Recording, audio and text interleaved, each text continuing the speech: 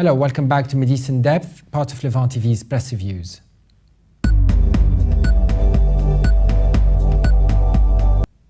In the editorial section of the Daily Star, David Ignatius comments that now is the time for Israeli Prime Minister Benjamin Netanyahu to show that he has the vision and leadership to build a durable ceasefire that could empower Palestinian moderates. The columnist states that many people criticized US Secretary of State John Kerry a week ago for seeking a quick Gaza ceasefire that would have strengthened Hamas. Ignatius argues that Kerry isn't the problem today. However, over the past week, he has been crafting a ceasefire plan that seeks to stabilize Gaza under the leadership of Abbas and the moderate Palestinian Authority, after an initial truce negotiators would gather in Egypt for talks about Gaza's future.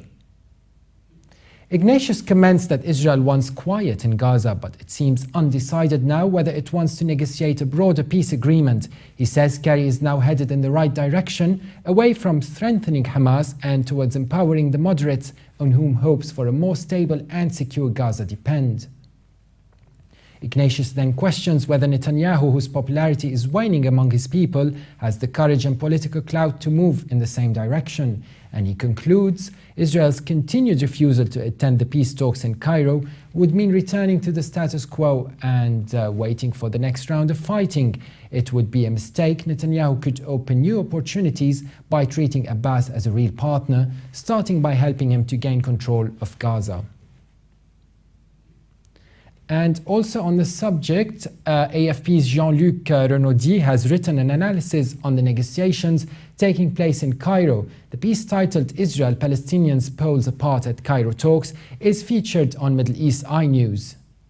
From Jerusalem, the writer says Israeli and Palestinian officials set for crunch talks in Cairo will decide whether to extend the fragile truce and who can best profit from the latest fighting in Gaza.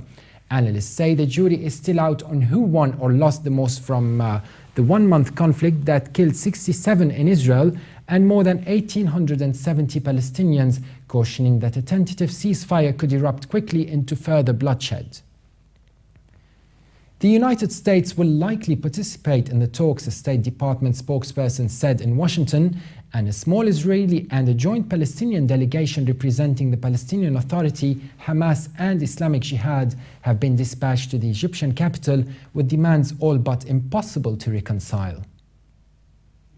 Palestinian analysts agree that Hamas, which controls the Gaza Strip, must act quickly to consolidate their position. Political science professor at Al-Azhar University in Gaza said the losses Hamas inflicted on Israel have increased its popularity among Palestinians and Arabs. It achieved military successes that no one could imagine. And with regards to the truth, analysts stress that it is fragile. Mark Heller, a member of the Center for Strategic Studies at the University of Tel Aviv, said, "I'm not sure at all that the ceasefire will hold on a long time because the raison d'etre of Hamas is the destruction of Israel, and comprehensive peace talks between Israel and the Palestinians are something else." And now we are joined by Reverend Stephen Sizer. Thank you very much for being on MidEast In-Depth. My pleasure. Stephen, some argue that Israel has achieved its objective in Gaza and is going out victorious. Do you agree? Not at all. I think the fact that the Israelis have really been to leave, I believe, by public pressure, world pressure on them. They've realized they've committed serious war crimes. And Netanyahu is facing a lot of pressure internally from other politicians who disagree strongly with the way he's handled it, some wanting him to go further, others highly embarrassed by his aggression. I think it's a tactical retreat on their part. They will regroup and decide other ways of punishing the people in Gaza. Mm-hmm. And Stephen Sizer, what has Israel lost when it comes to its propaganda war, particularly in the West? Well, they're very astute at using propaganda to exploit their opposition. We shouldn't be surprised at this. They have a very sophisticated Hasbara, employing many people in the West to speak on their behalf. And, but again, I think the media in the West is increasingly skeptical about the Israeli Hasbara, if you like, and their their propaganda, because increasingly programs like your own and others are exposing the reality of what the Israelis are doing in Gaza. They're having a hard time massaging that message for good. And do you think the protests in London, especially, and others around in Glasgow and other places, will put pressure on the Israelis for next time in case they have similar assaults? Well, there's public pressure on our own government for not criticizing Israel. Baroness Warsi has resigned. A number of other leading politicians are openly critical of our Prime Minister. Well, speaking of the Baroness, what do you think of criticism she faced when others said that it's a Muslim-related resignation?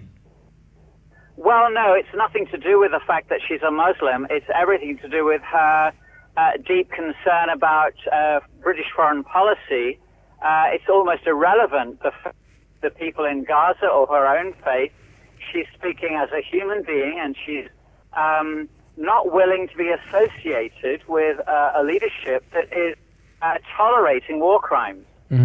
That was Stephen Sizer, also the author of Christian Zionism. Thank you very much for being on the show. Thank you. And for more updates, visit our website, levant.tv. You could also subscribe to MidEast In-Depth on iTunes. Thanks for watching, and bye for now.